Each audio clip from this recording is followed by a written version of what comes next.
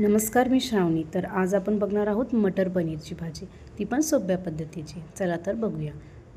कांदा इथं कापून मी परतून घेतला आहे व्यवस्थित. काही लसूण ॲड केले, ते सुद्धा परतून घ्यायचं आहे ते आपल्याला.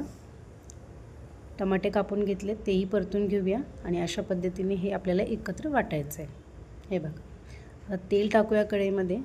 काही खडे मसाले ॲड करू त्याच्यात आणि आपण जे वाटण केले ते टाकायचं आहे आपल्याला. व्यवस्थित परतून द्यायचं आहे. आता आपण याच्यात काही मसाले ॲड करूयात. लाल मिरची पावडर घेतली इथे आधी. हळद टाकूया, थोडीशी धना पावडर टाकूया आणि पनीर मसाला टाकायचा आहे आपल्याला. हे एकत्र असं मिक्स करायचं आहे आणि तेल सुटेपर्यंत अशा प्रकारे शिजून द्यायचं आहे. त्यानंतर आपण याच्यात पाणी ॲड करूयात.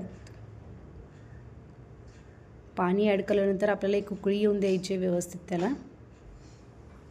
हे बघा, अशा पद्धतीने. आणि आता आपण टाकूया हिरवे वाटाणे. 2 मिनटं शिजल्यावर आता आपण पनीरचे तुकडे ॲड करूया. हे बघा, आता मीठ ॲड केले मी याच्यात चवीनुसार. 5 मिनटं शिजून द्यायचं आपल्याला. हे बघा, अशा पद्धतीने आपल्याला मटर पनीर रेडी आहे. थँक्यू.